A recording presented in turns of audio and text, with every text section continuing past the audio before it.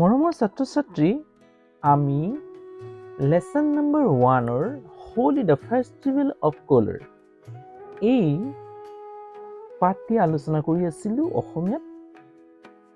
এই পাঠটোত ৰিদ্ধি, বেলি আৰু আৰ্কি এই তিনিজনী সখীৰ মাজত কথোপকথন হৈ আছিল বন্ধ দিনৰ, অৰ্থাৎ ফাগুৱাৰ বন্ধ দিনত সিহঁতে কলৈ যাব, কি কৰিব তাৰ বিষয়ে কথা পাতি আছিল।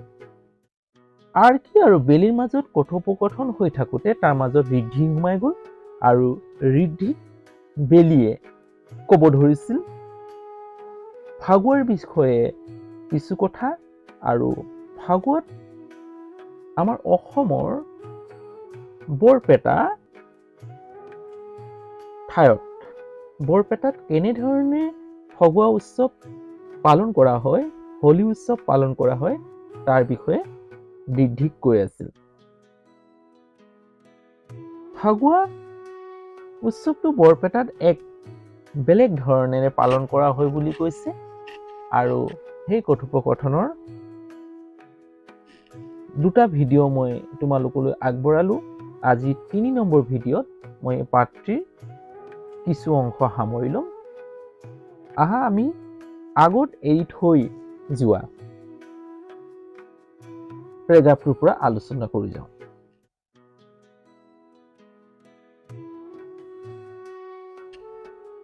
চোৱা,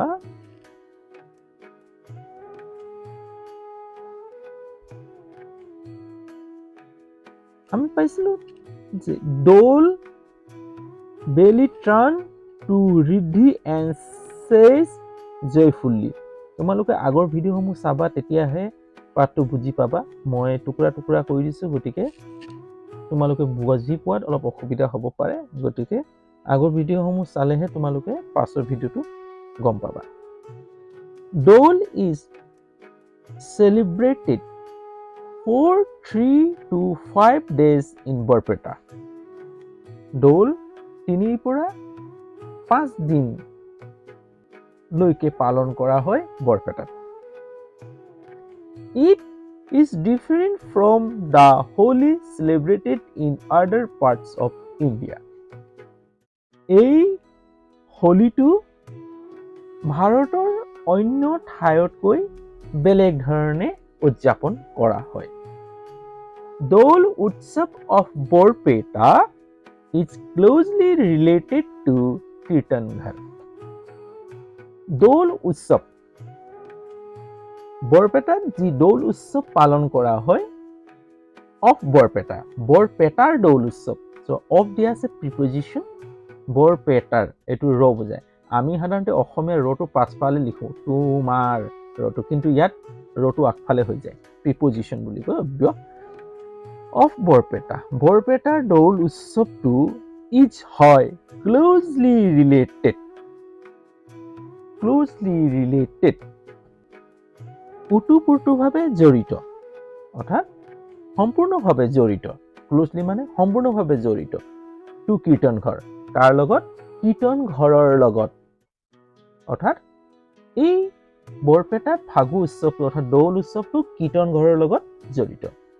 During this festival, Mahaprabhu Dol Govinda and Kaliya Thakur are brought out from the Manikut of the Kirtan Ghar and some rituals are performed.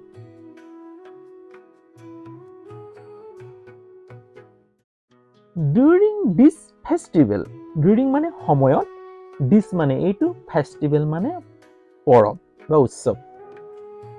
এই উৎসৱৰ সময়ত, during this festival মানে এই উৎসৱৰ সময়ত মহাপ্ৰভু দৌল গোবিন্দ, মহাপ্ৰভু দৌল গোবিন্দ কাক কোৱা হৈছে? শ্ৰীকৃষ্ণক কোৱা হৈছে। এণ্ড কালিয়া ঠাকুৰ, কালিয়া ঠাকুৰ কাক কোৱা হৈছে? শ্ৰীকৃষ্ণকেই কোৱা হৈছে।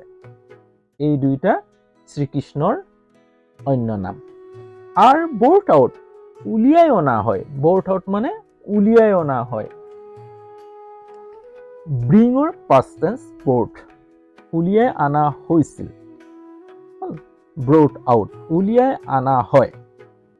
এইটো পাষ্ট পাৰ্টিচিপলত আছে ব্ৰট আৰ ব্ৰট উলিয়াই অনা হয় ফ্ৰম পৰা দা মণিকূট আমাৰ নামঘৰৰ যিটা মণিকূট থাকে তোমালোকে যেতিয়া নামঘৰলৈ যাবা তেতিয়া দেখিবা তাত কি হয় এটা বৃক্ষ সজোৱা হয় সেই বৃক্ষটো হৈছে মণিকূট অফ দা কীৰ্তন ঘৰ অৰ্থাৎ কীৰ্তন ঘৰৰ সেই মণিকূটৰ পৰা কলীয়া ঠাকুৰ আৰু দৌল গোবিন্দক উলিয়াই অনা হয় কাৰোবাৰ দ্বাৰা উলিয়াই অনা হয় মানে মানুহৰ দ্বাৰা উলিয়াই অনা হয় পেছিভ ভইচত বাক্যটো দিয়া হৈছে and some rituals কিছু নীতি নিয়মেৰে ৰিচুৱেলছ মানে নীতি নিয়ম আৰ পাৰফৰ্ম পালন কৰি কিছু নীতি নিয়ম পালন কৰি দৌল গোবিন্দ আৰু কলীয়া ঠাকুৰক মণিকূট কীৰ্তন ঘৰৰ মণিকূটৰ পৰা উলিয়াই অনা হয় লৈ অনা হয় then thousands of people take them in a procession with গায়ন বায়ন